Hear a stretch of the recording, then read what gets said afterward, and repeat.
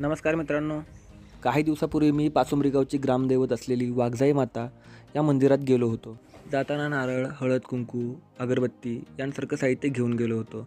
पण दुकानातून आणलेला नारळ हा तसाच घेऊन गेलो आणि देवळात गेल्यानंतर लक्षात आलं की आपल्याकडे नारळ सोलायसाठी काहीच नाहीये. मंदिराच्या आवारात काहीतरी शोधायचा प्रयत्न केला पण मला काही सापडला नाही. शेवटी या बादलीच्या सळ्यांचा वापर करून मी नारळ सोलला. 2 वर्षापूर्वी मी लाकडी मूठ असलेला एक स्क्रूड्रायव्हर तिथं नारळ सोलण्यासाठी दिला होता. बरेच दिवस देवळातल्या खिडकीमध्ये तो स्क्रूड्रायव्हर आपलं काम करत होता. लास्ट टाइम पुण्याहून गावाला आलो त्यावेळी तिथं मला तो स्क्रूड्रायव्हर दिसला नाही. माझ्याप्रमाणेच अनेक लोकांना यावर काहीतरी परमनंट सोल्युशन निघावं असं नक्कीच वाटलं असेल. म्हणून मी ठरवलं आता आपणच काहीतरी केलं पाहिजे. फॅब्रिकॉन सिस्टम्स या आपल्या कंपनीसोबत काम करत असताना खूप मटेरियल या प्रकारचं शिल्लक राहतं. त्यातलंच शिल्लक राहिलेलं काही मटेरियल मी गावी येताना ते घरी घेऊन आलो आणि नारळ सोलणी यंत्र बनवायला सुरुवात केली. त्यातच 4 तारखेला आमच्या आईसाहेबांचा वाढदिवस होता. मग म्हटलं आईसाहेबांच्या नावे आपण हे नारळ सोलणी यंत्र वाघजाई देवीचरणी अर्पण करूया. मग लगेच कामाला लागलो. पाचुंबरी पंचकृषीमध्ये त्या मानाने पावसाचं प्रमाण हे जास्तच आहे. त्याबरोबर मंदिर हे पाचुंबरीच्या डोंगरावर असल्यामुळं तिथं पाऊस हा खूपच पडतोय. याचाच विचार करून मटेरियल हे दणकट आणि भक्कम असलं पाहिजे आणि काम हे मजबूत आणि टिकाऊ असलं पाहिजे, हा विचार आम्ही सर्वात प्रथम केला.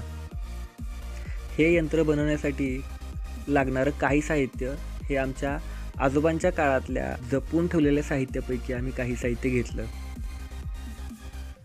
त्यातली ही एक कानस. कानसला इंग्लिशमध्ये फाईल असं म्हणतात. ही पोलादाची बनलेली असते. बऱ्यापैकी कानसीचा उपयोग हा लोखंडी मटेरियल घासण्यासाठी केला जातो आणि ती पोलादाची असल्यामुळे त्याचं रस्टिंग कमी होतं. तसेच कितीही ताकद लावली तरी ते बेंड होत नाही.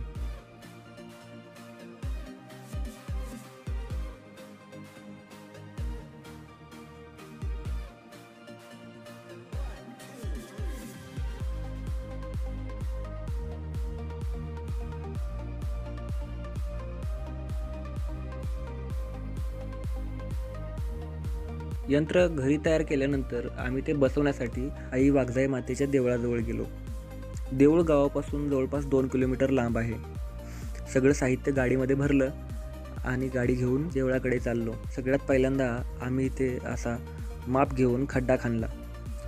देऊळ गावापासून लांब असल्यामुळं या भागामध्ये चोरांचा सुळसुळाट खूप होतो. त्यामध्ये भंगारवाले पण खूप असतात. त्यांना एवढं सगळं लोखंड दिसत असेल तर ते लगेच काढून घेऊन जातील. म्हणून आम्ही याला जमिनीमध्ये पुरण्याचा निर्णय घेतला. तसेच आता थोडासा पार्ट हा आम्ही देवळाभोवती मारलेल्या शेडला सुद्धा याचं वेल्डिंग केलं, जेणेकरून हे यंत्र कोणी चोरून नेऊ नये.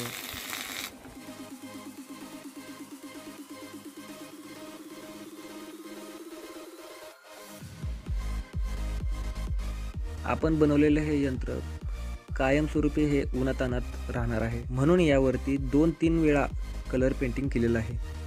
हे सगळं झाल्यानंतर आमच्या आईसाहेबांच्या वाढदिवसानिमित्त ही बनवलेली पाटी आम्ही त्यावर फिट केली. आमचा परिवार हे खूप वर्षापासून लोकहिताची कामं करत आलेलं आहे. त्यात आज आमच्या आईसाहेबांच्या वाढदिवसानिमित्त एक नवीन भर पडली. याचा आम्हाला खूप आनंद वाटतोय. हे काम करताना मला माझ्या ताईसाहेबांची तसेच दादासाहेबांची चांगलीच मदत मिळाली. पुढच्या काही दिवसांमध्ये गावातल्या सगळ्याच देवळांजवळ आम्ही अशाच टाईपची यंत्रणा बसवणार आहोत आणि आई वाघजाई देवी आम्हाला ताकद देवो ही देवाचरणी प्रार्थना करतो. तुम्हाला पण हा व्हिडिओ आवडला असल्यास लाईक, फॉलो, सबस्क्राईब आणि शेअर नक्की करा.